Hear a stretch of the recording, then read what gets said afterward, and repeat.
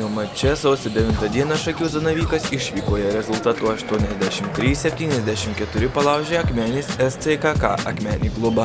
Daugiausiai taškų Akmenėje Zanavyko naudai pelnė Rolandas Mačiulaitis ir Regimantas Ostreika po 16. Zanavyko aukštaūgiams puikiai talkino ir komandos kapitonas Giedrius Pečilionis, bei pirmasis rungtynės Zanavyko komandoje žaidęs 20-metis mažeikiškis Algimantas Liutkus. Abu pelnė po 11 taškų. Kitą dieną Šakiuose Varpo vidurinės mokyklos sporto salėje Zanavykas susitiko su Klaipėdos Tekoda. Pirmosios 10 rungtynių minučių buvo pakankamai įtemptos, o kėlinukas baigėsi rezultatu 22-15 šakiečių naudai. Tačiau jau antro kėlinuko metu Zanavykai užmiršo visus svetingumo jausmus ir klaipėdiečių jaunimą tiesiog triuškino. Ilsėtis po 2 kėlinukų komandos išėjo švieslinti esant rezultatui 51-25. Trečio kėlinuko pradžia prognozavo dar didesnį klaipėdiečių triuškinimą. Keletą kartų skirtumas siekė 30-31 tašką.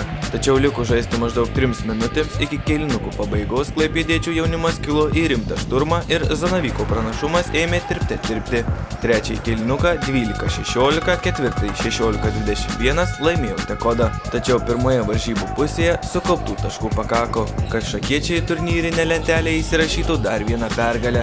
Nugalėtojams po 14 taškų šiuose varžybose surinko Rolandas Mačiulaitis ir Tomas Butkus. Rolandas Mačiulaitis dar atkovojo ir 11 kamuolių.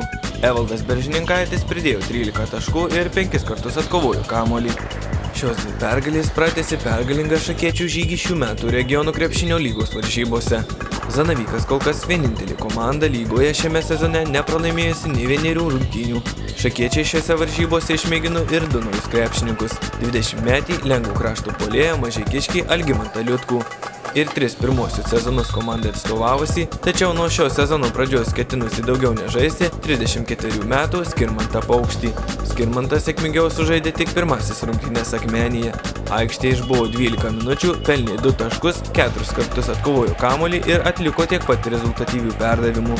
O varžybose Šakiuose vos įėjęs į aikštę, netrukus nesėkmingai nusileido po šuolį ir patyrė kojos traumą. Ar Skirmantas žais toliau paaiškės jau šią savaitę. Tai buvo visiškai asmeninės, ta prasme šeima nukentėdavo ir po to mano ta veikla dar tokia yra sezoninė, tai aš iš principo rugsėjį, spalį, lapkritį nelabai galiu pilnavertiškai sportuoti.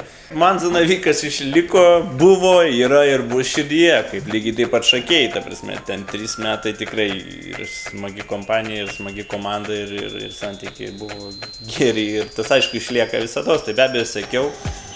Vertindamas pastarų savaitgalio rungtynes, Skirmantas Paukštys Zanavyką linkęs ateiti žymiai aukščiau nei pirmieji 2 antrojo etapo varžybų priešininkai.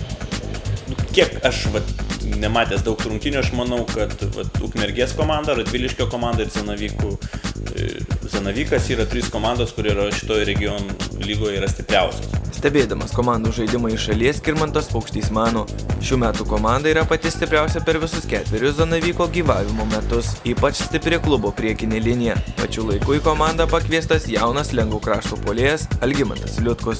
Tai būtent ir klubo vadovų sustiprinta komanda, būtent žaidėjų iš Mažeikių, tai Algiu Liutkum, lemia, kad stengiasi vadovai apsidrausti nuo to, kai buvo pernai, kad, sakykime, mūsų ten didieji metikai susitraumavo ir to pasekoje atsiliepė komandos rezultatams.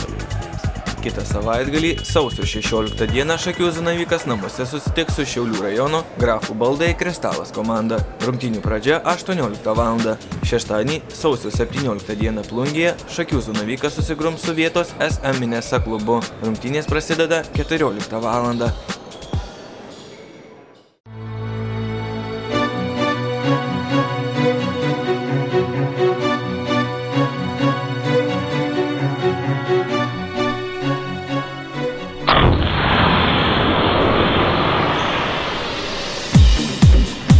Pristatome Šakių Zanavyko krepšininką Tomą Butkų. 24 metų, 1,83 cm ūgio krepšininkas klube žaidžia 2 sezoną. Regionų krepšinio lygoje 3. Pernai Tomas atstovavo Jurbarko Nemuno komandai. Šiemet labiau solo žaidimą mėgstančiam Karimo pravardę turinčiam krepšininkui teko šiek tiek perorientuoti savo žaidimą į komandinį. Kaip jis pats sako, pamažu jis pripranta ir prie komandinio žaidimo.